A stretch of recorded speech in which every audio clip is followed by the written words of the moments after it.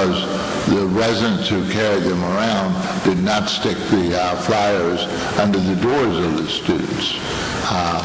But I love this town, I love this college, and working together we can solve these problems. I have several solutions that I'll present at another time. Thank you. Oh, you still have 1 minute if you wish. Okay. All right. Thank you. Our next question, again for all the candidates, is on the Williamsburg Area Transport, or WAT for short. In many cities, public transport serves as a useful alternative to driving or sometimes even owning a personal car. If working effectively, besides clearing cars off our roads, public transportation is also environmentally friendly and can provide easy access to local economic zones for people living too far away to walk. That being said, few students in this room could likely tell you that they've ridden on the WAT system here more than once this year, if at all. Luckily, in your candidate questionnaires, each of you offered ideas on how to improve the WAT to make it more accessible and useful for students. Can you please discuss your plans? And this is limited to 1 minute, and according to my rubric, we will start from the third farthest from the facilitator so we can have a little... And then we'll continue in, like fashion. Yeah, I think so. Yeah. As I said in my answer to the questionnaire, this was a problem the Old Town Medical Center patients had also, because you could be 15 minutes from the clinic one way and it would take you 2 hours to go the other way because the buses only went in a circle. And that's not a very good way to run a bus system. And I really think they need to relook at the bus system. It has been a very difficult thing to put this bus system together. Were any of you here when the green machines were here? The contracts among James City County, the city, the college, and Williamsburg has been a very difficult thing to put together. And the progress that's been made so far is wonderful. It's clearly we can do better and we can do something about the routes, but we are working on it. Thank you. Thank you, Beato. I agree that it's been difficult. It's difficult to work with WAT, particularly because of the 5 groups that are now involved, and there was a lot of state action that had to be taken to achieve that. I offer 2 solutions that I think could possibly work.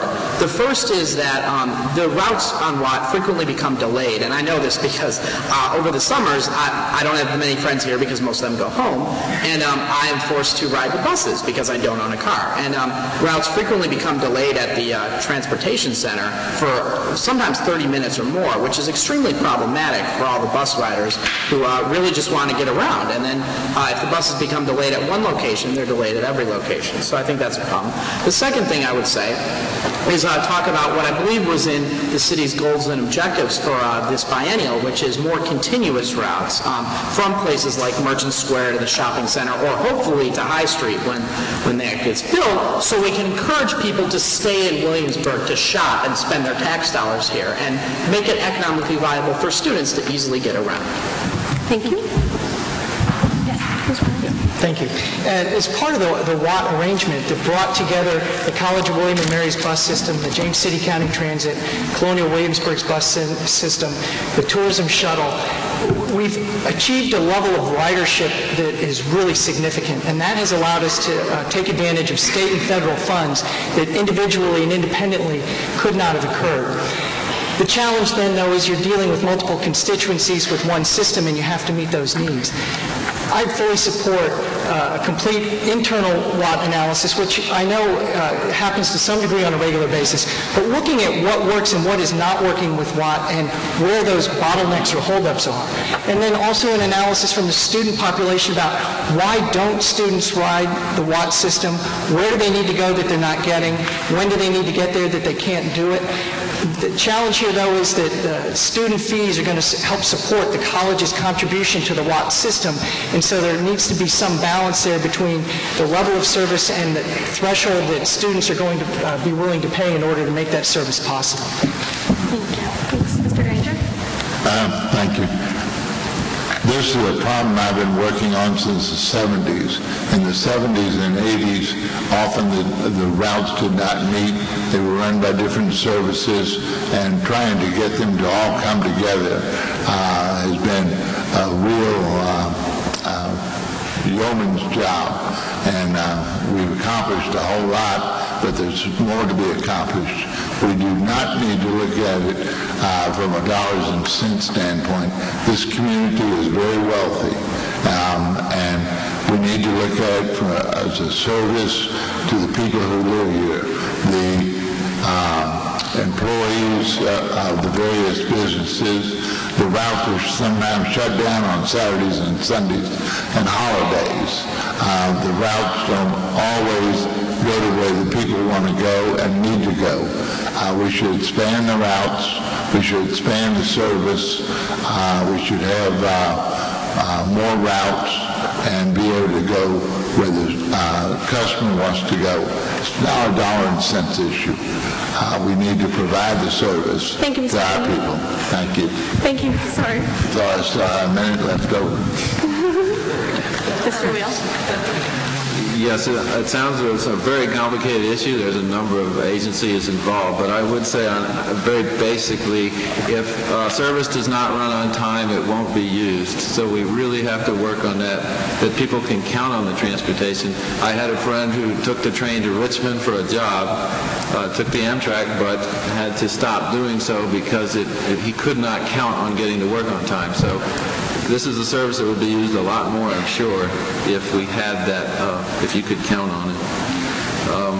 I think if Mr. Granger said it's not an issue of money, but it may be, particularly for off hours. Maybe the buses stop a little early because there's not enough riders. But if we had a structured fee that perhaps went up on off times and could make it make sense to keep the bus running, I think people would be willing to pay the extra $1 or $2 to get where they need to go in those off times. And the other thing I have noticed is a lack of shelters, people standing in the rain. Thank you. Thank you. Yeah. That's my Thank you. The two big potential groups to use WAT are students and workers in the hospitality industry. And it seems to me that, and some of this information comes from an initial SHARP project where we asked students about did they use the bus service and why or why not. And essentially, using bus service or using public transportation comes down to frequency of service. People will wait 5 or 10 minutes. They will not wait half an hour. Where the routes run, and how late at night and how early in the morning they run. And right now, if you look at those three areas, what falls short in each of those three areas? And what we need to do is look at sort of what are the routes, what are the frequency of service, and how late in the evening and how early in the morning do we need to run them. We also need a shuttle that runs Merchant Square, High Street, Newtown on a frequent basis. If you did that every 5 minutes, a lot more students and a lot more townspeople would use that service. Thank you. Thank you. This will now be the final question addressed to all 6 candidates. Question 3. All of you are registered to vote in the city of Williamsburg, but one of you, Mr. Beato, would not have had the capability 9 months ago to do this. A vague definition of domicile in the Code of Virginia allows individual registrars, of which there are 134 in the state of Virginia, to determine, independent of any Virginia state law or state board of election policy, whether or not students may register to vote in the town they attend college. In Fairfax, Charlottesville, and Richmond, local registrars allow students to register at George Mason, UVA, and VCU.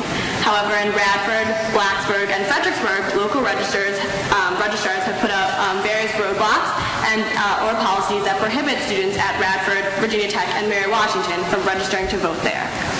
This issue came to particular prominence in Williamsburg in 2004 when a group of students announced their intentions to run for Williamsburg City Council, and the local registrar, determining that the student voting in Williamsburg he had previously permitted to register had now become a quote, matter of interest, changed his policy and started rejecting all applications for students to vote in the city, including those of the students who sought office. In a presidential election year, when people and organizations across the country were encouraging young people to become involved in the democratic process, this policy shift brought significant media attention, including MTV, to Williamsburg, and a flurry of ACLU cases were filed on behalf of the disenfranchised students. Last summer, students finally regained the right to vote in Williamsburg after the voter registrar was fired, escorted from his office by Williamsburg police to ensure the integrity of the election records, that was a quote, and replaced by the local electoral board with new voter registrar, who interprets domicile as most registrars in Virginia do, to allow college students the right to choose where they will vote and the right to register in their college town. Every year, Williamsburg City Council submits a list of